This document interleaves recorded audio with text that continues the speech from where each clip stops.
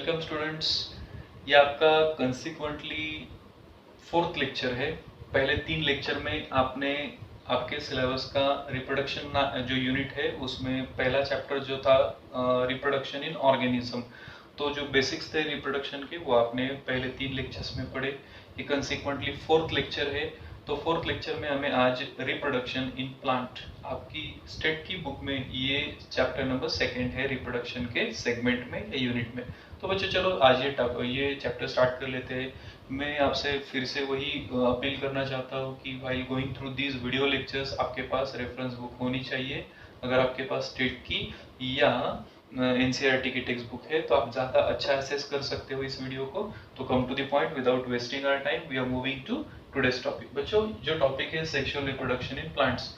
तो यहाँ पर जो जितने भी फ्लावरिंग प्लांट्स होते हैं जिसे हम एंजियोस्पर्म्स बोलते हैं बच्चों, तो एंजियोस्पर्म्स का सिर्फ और सिर्फ एक ही कैरेक्टरिस्टिक हमें ये पूरे चैप्टर में गौर करना है और वो होता है सेक्सुअल रिप्रोडक्शन। तो पिछले चैप्टर में हमने इन डिटेल सेक्सुअल रिप्रोडक्शन के बारे में डिस्कशन किया। तो प्लांट के बारे में सेक्सुअल रिप्रोडक्शन अगर हमें डिटेल में पढ़ना है तो सबसे पहली चीज हमें क्या पता होनी चाहिए, तो प्लांट में कौन सा ऑर्गन होता है जो सेक्सुअल रिप्रोडक्शन से कंसर्न करता है। बच्चों किसी भी प्लांट को या एनिमल को अगर आप डिटेल में पढ़ोगे बायोलॉजी पॉइंट ऑफ व्यू, अगर उसके बारे में थिंकिंग करोगे तो आपको समझ में आ जाएगा कि हर प्लांट और एनिमल 2 पार्ट में बटा हुआ होता है। एवरी प्लांट और every animal has two you can say distinct parts in their body. तो प्लांट के बारे में अगर डिस्कशन करते हैं तो प्लांट में 2 पार्ट्स कौन से होते हैं बच्चों, एक होता है वेजिटेटिव पार्ट और दूसरा होता है रिप्रोडक्टिव पार्ट। तो वेजिटेटिव पार्ट जो होता है, एज द नेम सजेस्ट, ये वेजिटेटिव होता है, इसका मतलब क्या, it is non reproductive structure. तो प्लांट के ऐसे कौन से स्ट्रक्चर है जो नॉन रिप्रोडक्टिव होते हैं या वेजिटेटिव होते हैं, रूट, स्टेम, लीफ और बर्ड्स। ये अगर ये 4 पार्ट को हम बाजू में कर दे तो बचता क्या है बच्चों, तो बचता है फ्लावर, उसके बाद फ्रूट और सीड। लेकिन अगर फ्लावर नहीं होगा तो फ्रूट नहीं होगा, फ्रूट नहीं होगा तो सीड नहीं होगा। तो मैं आपका अटेंशन कौन सी तरफ लेना चाहता हूँ, तो बच्चों root, stem, leaf, buds, these were the somatic part, vegetative part of plant, वो हमें अलग चैप्टर में पढ़ना है। यहाँ पे सिर्फ सेक्सुअल रिप्रोडक्शन है तो हमें कॉन्सेंट्रेट करना है कौन से पार्ट पर, तो फ्लावर पर। बच्चों फ्लावर आपने आपकी प्रीवियस स्टैंडर्ड में भी डिटेल में पढ़ी है, 11th स्टैंडर्ड में, तो उस पर एक पूरा चैप्टर था। आई थिंक पूरा जितने भी एनाटॉमी था, उसके बाद structural different parts, different structure थे किसी भी प्लांट के, तो वहाँ पे मैं नहीं जाऊंगा। लेकिन फ्लावर को हमें अगर इन शॉर्ट एसेस करना है तो हमें ये याद रखना होगा, सबसे पहली चीज, पहला सेंटेंस आपको फ्लावर में क्या याद रखना है, तो flower is the reproductive structure of the plant और angiospermic plant sexually reproducing part है। तो उसमें पार्ट्स भी होते होंगे। तो कोई भी एक टिपिकल फ्लावर का डायग्राम ले लीजिए आपकी एनसीईआरटी की या स्टेट की टेक्स्ट बुक में, ये आपको मिल जाएगा। एक एकदम टिपिकल सा डायग्राम होता है। तो उसमें 4 पार्ट्स होते हैं बच्चों किसी भी टिपिकल फ्लावर में। हम बाहर से अंदर की तरफ ऐसे सीक्वेंस में जाएंगे। सबसे बाहर वाला जो होता है वो होता है कैलिक्स। कैलिक्स बच्चों, जो कैलिक्स होता है ना, it is the outermost whorl, WHORL, whorl, whorl का मतलब होता है पार्ट या ऑर्गन।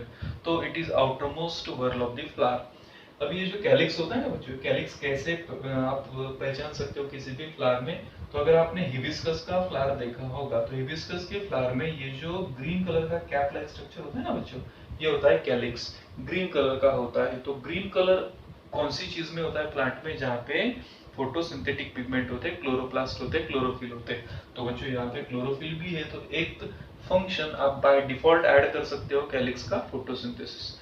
बढ़ते हैं आगे की तरफ। जो कैलिक्स होता है उसका एक यूनिट अगर आप सेपरेटली ले लेते हो, एक यूनिट, समझो मैंने सब यूनिट रख कर दिए और एक ही यूनिट रखा, तो ये जो एक यूनिट होता है ना कैलिक्स का, हम उसे बोलते हैं sepal. So sepal is the single unit of calyx. Sepal में 2 पॉसिबिलिटीज होती है बच्चों। अगर ये सेपल्स फ्री हो, फ्री, तो हम वो कंडीशन को बोलते हैं पॉलीसेपलाइड, पॉलीसेपलॉइड, क्योंकि हर सेपल अलग अलग है। आप रोज प्लांट को ले लीजिए, रोज का फ्लावर देखिए, रोज फ्लावर में जो कैलिक्स होती है 5 या 6 कैलिक्स होती है, वो पूरी एक दूसरे से अलग होती है, एक दूसरे से जुड़ी नहीं होती है। दूसरा कंडीशन होता है अगर वो फ्यूज्ड है, फ्यूज्ड है, एक दूसरे से जुड़ी है, it they form like a cup like structure form कर देती है। जैसे हिबिस्कस में मैंने अभी ड्रॉ किया था, ऐसा एक कप लाइक स्ट्रक्चर ड्रॉ कर देती है। तो ये कंडीशन को हम बोलते हैं गैमोपेटैलस। गैमोपेटैलस, यहाँ पे मैंने लिखा पॉली सॉरी एक्सट्रीमली सॉरी, मुझसे गलती हो गई। यहाँ पे मैंने लिखा पॉलीसेपेलॉइड या पॉलीसेपेलस, तो यहाँ पे आएगा गैमोसेपेलस। गैमो का मतलब होता है फ्यूज्ड। तो आगे बढ़ते हैं दूसरे स्ट्रक्चर की तरफ। हाँ, before going to that second structure, calyx का फंक्शन मुझे बता दीजिए। हाँ, एक फंक्शन तो मैंने अभी बता दिया आपको। Being a green structure it will carry out the photosynthesis, being outermost it will carry out the protection. Particularly जब किसी भी फ्लावर का बर्ड कंडीशन, कोई भी फ्लावर अगर बर्ड कंडीशन में होता है, तब उसका प्रोटेक्शन का पूरा जो रिस्पॉन्सिबिलिटी होता है वो कैलिक्स पर होता है। बच्चों, जो सेकंड ऑर्गन है या सेकंड व्हर्ल है फ्लावर में, तो उसका नाम होता है करोला। करोला बच्चों, ये जो करोला होता है ना, because of don't misunderstood with corona, because अभी कुछ भी बोला जाए उसके जैसा तो हम कोरोना ही सुनते हैं, तो करोला ये सुनना है हमें, प्लीज डोंट मिसअंडरस्टूड। तो करोला, ये जो करोला होता है इसका यूनिट होता है पेटल। तो बच्चों, अगर हम कलर ब्लाइंड नहीं है और हमारे आजू बाजू में अगर नेचर को देखते हैं, तो जितने भी कलरफुल प्लांट्स होते हैं ना, कलरफुल फ्लावर्स होते हैं बच्चों, तो सभी फ्लावर्स के जो कलरफुल स्ट्रक्चर्स होते हैं वो होते हैं करोला। तो यस, पेटल्स होती है, उसकी पंखुड़ियां होती है। तो ये जो पंखुड़ियां होती है हम उसे बोलते हैं करोला। उसका एक यूनिट होता है सिंगल, वो होता है पेटल। वही दो कंडीशन में आपको फिर से दोहरा देता हूँ। अगर पेटल्स एक दूसरे से जुड़ी ना हो, सेपरेट हो, फ्री हो, तो हम उसे बोलेंगे पॉली पेटेलॉइड। जस्ट आप कौन से वर्ड को सब्स्टिट्यूट करेंगे, तो सेपेलॉइड की जगह पे क्या बोल दीजिए, सिर्फ पेटेलॉइड। तो मैं यहाँ पे लिख देता हूँ पॉली पेटेलॉइड। और यही कंडीशन अगर मैं फ्यूज्ड कंडीशन में डाल देता हूँ, तो आप उसे बोलेंगे गैमो पेटेलॉइड, जो मैंने पिछली टॉपिक में गलती से बता दिया था। तो ये था करोला। करोला का फंक्शन क्या होता है, मैंने बोलते बोलते बोल दिया कि अगर आप कलर ब्लाइंड नहीं हो तो आपको अलग अलग कलर दिखाई देंगे। तो यही तो काम होता है बच्चों इसका, to attract, to fascinate the insects, जो उसके पॉलिनेशन का एजेंट होता है। फ्लावर इज रिप्रोडक्टिव स्ट्रक्चर, तो उसकी एजेंसी को पॉलिनेशन के लिए अट्रैक्ट करना पड़ेगा, उसे फैसिनेट करना पड़ेगा। तो उसे फैसिनेट करने का बेसिक फंक्शन कौन करता है, करोला करता है। चलो मूव टू नेक्स्ट स्ट्रक्चर। बच्चों, थर्ड जो वर्ल होता है उसका नाम होता है एंड्रोइशियम एंड गाइनोशियम। मैं उन्हें इंटेंशनली यहाँ पर लिख देता हूँ। सबसे पहला जो होता है वो होता है एंड्रोइशियम, और दूसरा जो होता है वो होता है गाइनोशियम। तो एंड्रोइशियम एंड गाइनोशियम, बच्चों एंड्रोइशियम जो पार्ट होता है ना फ्लावर में, वो होता है मेल रिप्रोडक्टिव पार्ट, और जो गाइनोशियम होता है वो होता है फीमेल रिप्रोडक्टिव पार्ट। तो जैसे कि यहाँ पे मैंने यूनिट्स बता दिए, मैं वहां पे भी यूनिट बता देता हूँ बच्चों। जो एंड्रोइशियम होता है उसका यूनिट होता है स्टैमेन, उसका यूनिट होता है स्टैमेन। और जो गाइनोशियम होता है उसका यूनिट होता है कार्पल, या उसे पिस्टिल ऐसा भी बोला जाता है। कुछ टेक्स्ट बुक में पिस्टिल मिलता है, कुछ टेक्स्ट बुक में कार्पेल मिलता है। तो एंड्रोशियम का यूनिट होता है स्टैमेन और गाइनोशियम का यूनिट होता है कार्पेल या पिस्टिल। तो ये तो थे चार पार्ट्स। सबसे पहले तो एंड्रोशियम का मैं आपको फंक्शन बता देता हूँ, क्योंकि चैप्टर का नाम sexual reproduction in flowering plant है। तो यही तो दो पार्ट्स है जो हमें इन डिटेल पढ़ने हैं। तो यहाँ पे ज्यादा मैं आपका समय नहीं लूंगा, क्योंकि वेरी सुन यही लेक्चर में हमें एंड्रोशियम का इन डिटेल स्ट्रक्चर पढ़ना है। तो मैं शॉर्ट में बता देता हूँ। Androecium is the male reproductive structure, it produces male gametes, जिसे हम बोलते हैं पोलन ग्रेन्स या माइक्रोस्पोर्स। दूसरा होता है गाइनोशियम, जो फीमेल रिप्रोडक्टिव स्ट्रक्चर है। Being a female reproductive structure, it will produce the female gametes, जिसे हम बोलते हैं यूजुअली कॉल इट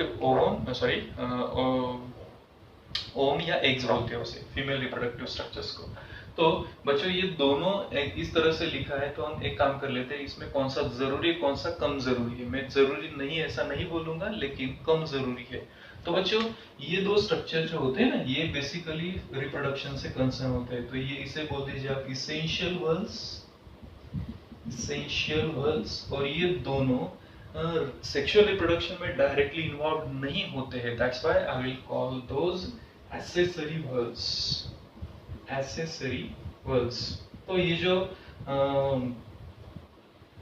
दो पार्ट्स है, दो वल्व्स है, calyx and corolla, being outermost, और उनका काम रिप्रोडक्शन को हेल्प करना है, रिप्रोडक्शन कैरी आउट करना नहीं होता है। तो रिप्रोडक्शन बेसिकली कौन करता है? Androecium and gynoecium. तो बच्चों ये थे parts of typical flowering plant. तो डेफिनेटली ये पूरा लेक्चर तो मैं इस छोटे से टॉपिक पर नहीं वेस्ट करूंगा, so will move to next topic. बच्चों ये sexual reproduction in flowering plant है, तो सबसे पहले मैं बढ़ूंगा मेल रिप्रोडक्टिव स्ट्रक्चर की तरफ। आपके पास अगर टेक्स्ट बुक है तो प्लीज उसे ओपन कीजिए, आपके सामने टेक्स्ट बुक होगा तो आपको ये लेक्चर को अच्छे से समझ में आएगा। तो बच्चों मैं भी मेरा टेक्स्ट बुक मेरे सामने ओपन कर देता हूँ, बिकॉज रेफरेंस है तो जल्दी से लेक्चर खत्म होगा और वेग डिस्कशन नहीं होगा। तो बच्चों जो टॉपिक हमें डिस्कस करना है राइट नाउ, उसका नाम है एंड्रोशियम या मेल रिप्रोडक्टिव स्ट्रक्चर। बच्चों मेल रिप्रोडक्टिव स्ट्रक्चर को इन डिटेल हमें पढ़ना है, क्योंकि अगर ये मेल गैमेट प्रोड्यूस करता है तो आपको पता होना चाहिए इसका यूनिट क्या होता है, उसके बाद उसका एनाटॉमी पता होना चाहिए, उसका फिजियोलॉजी पता होना चाहिए, वो गैमेट कौन से प्रोड्यूस करता है उसका भी अल्ट्रा स्ट्रक्चर पता होना चाहिए, और अगर उसमें पॉलिनेशन होता है तो पॉलिनेशन भी पता होना चाहिए। ये पूरा की पूरा मैं एक लेक्चर में नहीं कवर करूंगा, लेकिन आज आई एम होपिंग कि आज के लेक्चर में हम एंड्रोशियम या मेल रिप्रोडक्टिव स्ट्रक्चर के बारे में डिटेल पढ़ सके। नहीं होता है तो हम अलग से लेक्चर बना देंगे, लेकिन मैं आपको हरिडली कुछ बताना नहीं चाहता हूँ, नहीं एक्सप्लेन करना चाहता हूँ, जितना हो सकता है आराम से हम पढ़ेंगे। तो आज का जो टॉपिक है ये लेक्चर में अभी नेक्स्ट जो टॉपिक पढ़ना है वो है बच्चों एंड्रोशियम का जो यूनिट होता है। मैंने आपको बताया एंड्रोशियम का यूनिट होता है स्टैमेन। अगर किसी भी स्टैमेन को मैं एक टिपिकल फैशन में ड्रॉ कर दूं तो स्टैमेन ऐसा दिखता है बच्चों, समझो एक टिपिकल जो स्टैमेन होता है वो ऐसा होता है। स्टैमेन में कौन कौन से स्ट्रक्चर्स होते हैं बच्चों? तो ये जो ऊपर वाला स्ट्रक्चर है ना, ये स्ट्रक्चर को हम बोलते हैं एंथर। ये दूसरा जो स्ट्रक्चर है हम इसे बोलते हैं फिलामेंट। एंड एंथर और फिलामेंट ये दोनों को एक दूसरे के साथ जोड़ने वाला एक स्ट्रक्चर होता है जिसे हम बोलते हैं कनेक्टिव। तो अगर हम इसके बारे में थोड़ा सा डिस्कशन कर ले, एंथर क्या होता है बच्चों? Anther is the actually male gamete producing structure. तो ये फर्टाइल होता है। वर्ड अच्छे से सुनिए, please listen to me carefully. This is the fertile part. Why it is fertile? Fertile किसे बोलते हैं? जो कुछ प्रोड्यूस कर सकता है, that has ability to produce something. तो फर्टाइल पार्ट होता है एंथर।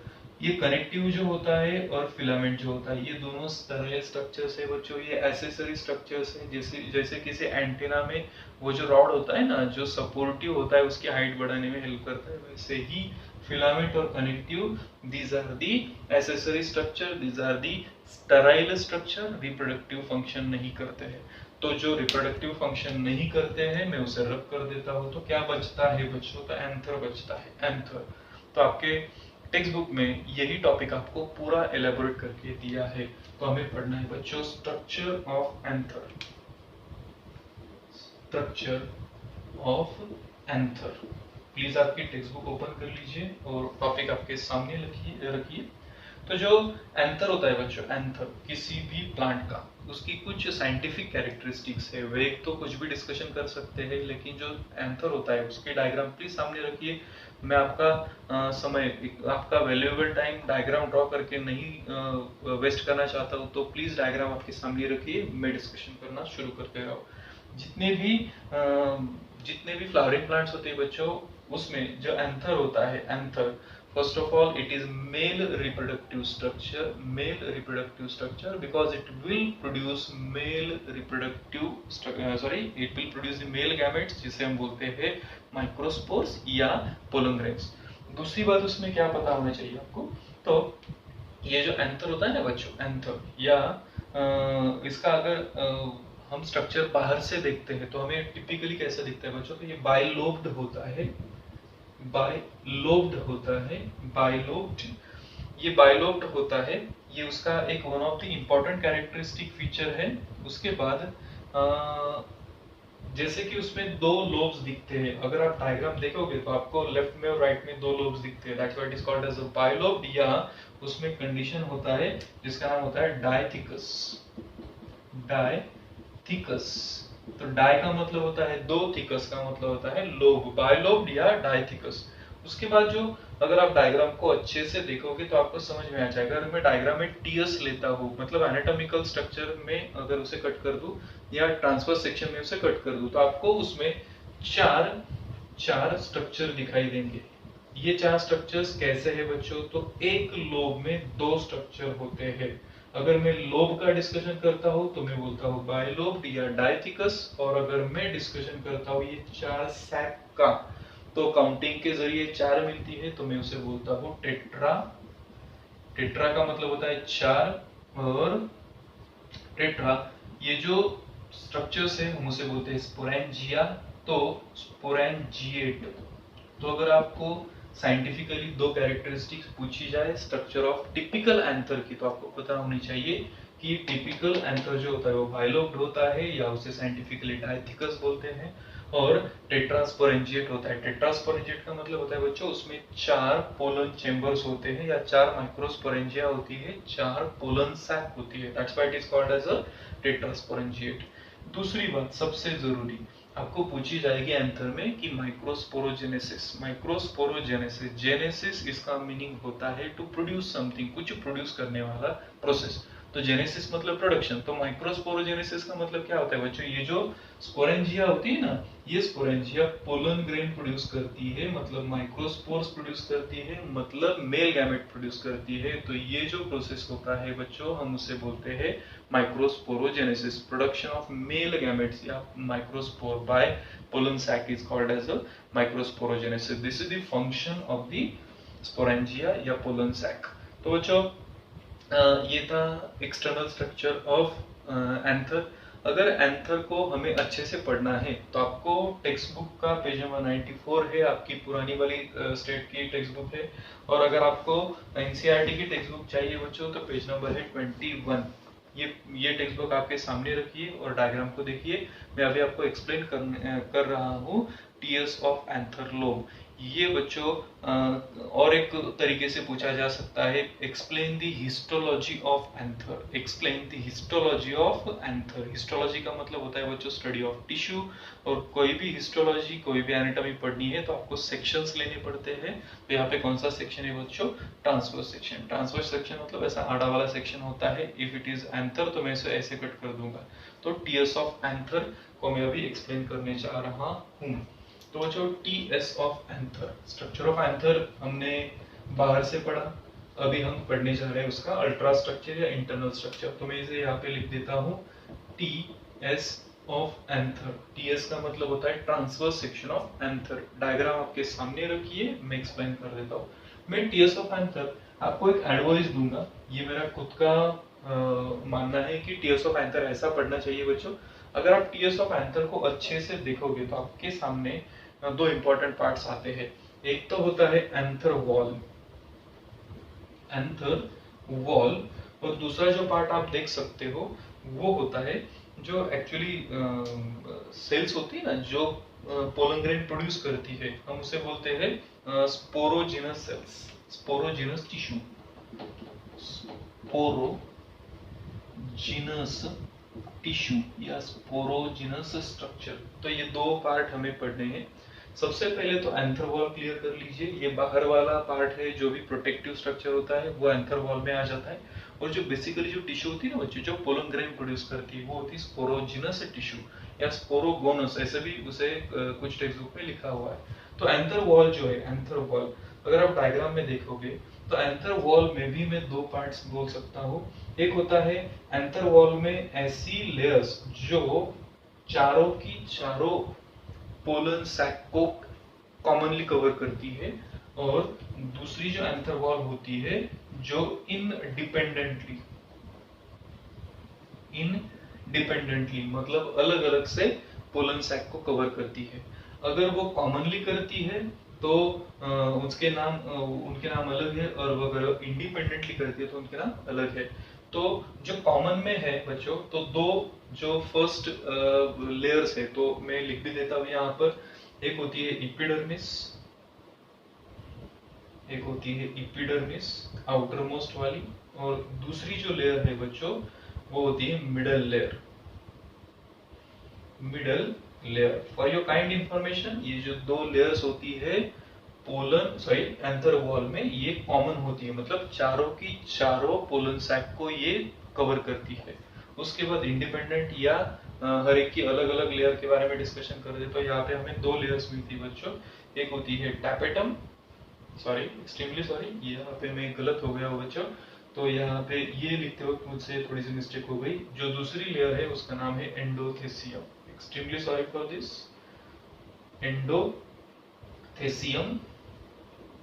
और यहाँ पे इंडिपेंडेंट में जो फर्स्ट लेयर है उसका नाम है मिडल लेयर, मिडल लेयर। और जो दूसरी है सिक्वेंशियली फोर्थ, तो उसका नाम है टैपेटम, टैपेटम। ठीक है, तो सबसे पहले तो ये क्लियर कर लेते हैं। बाद में जो स्पोरोजेनस टिश्यू है वो तो फर्टाइल पार्ट है, स्ट्रक्चर है, जो एक्चुअल सेंस में क्या करने वाला है, रिप्रोडक्शन करने वाला है या पोलन ग्रेन प्रोड्यूस करने वाला है। तो इसमें टीएस ऑफ एंथर में आपको एक सीक्वेंस बना देना है कि TS of anther shows two distinct region. एक होता है एंथर वॉल, दूसरा होता है स्पोरोजेनस टिश्यू।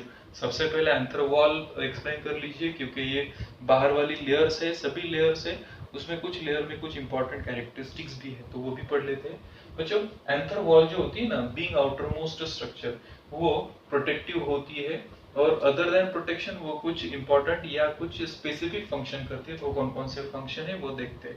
सबसे पहली जो लेयर है बच्चों उसका नाम है इपिडर्मिस। ये जो लेयर है इपिडर्मिस, इपिडर्मिस ये वर्ड आप पहली बार नहीं सुन रहे हो। इपी का मतलब होता है अबाउ और डर्मिस का मतलब होता है skin, the outer most layer. उसमें सबसे पहला वर्ड आपको पहले सेंटेंस लिखना है, it is outer most common layer.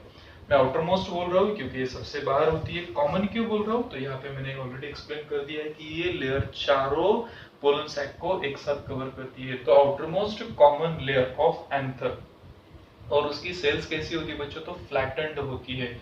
It is the basic characteristic of epithelium, चाहे वो ह्यूमन की हो, चाहे वो एनिमल की हो, चाहे वो प्लांट की हो, तो इसकी सेल्स फ्लैटेंड होती है।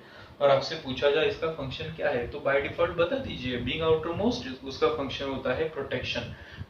बढ़ते हैं सेकेंड लेयर की तरफ। सेकेंड लेयर है बच्चों एंडोथेसियम, जो मैंने गलती से मिडल लेयर बता दी थी, उसके लिए मैंने सॉरी भी बोल दिया था।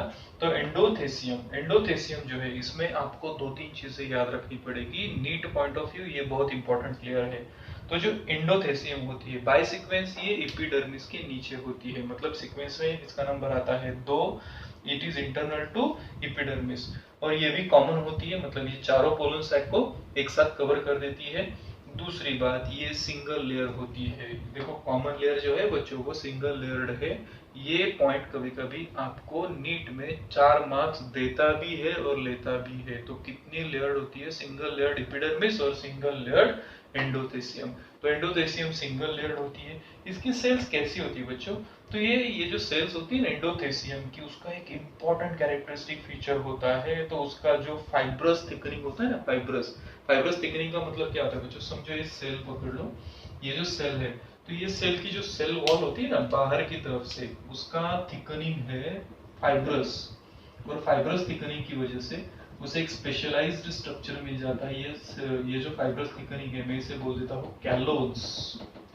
हाँ, कैलोज स्पेशलाइज्ड फाइब्रस थिकनिंग है उसके अराउंड। तो बिकॉज ऑफ दिस उसको एक स्पेशलाइज्ड फंक्शन मिल जाता है। Cells of endothecium are situated in a shallow groove between microsporangium remain thin walled and it represent this line of dehiscence। तो बच्चों पहला कैरेक्टरिस्टिक एंडोथेसियम का, उसकी आउटर सेल वॉल जो होती है वो बनी होती है कैलोज से, एक स्पेशलाइज्ड स्ट्रक्चर होता है, फाइब्रस थिकनिंग होता है। और दूसरा जो पॉइंट आपको एंडोथेसियम में याद रखना है वो होता है ये लाइन ऑफ डेहिसंस देता है।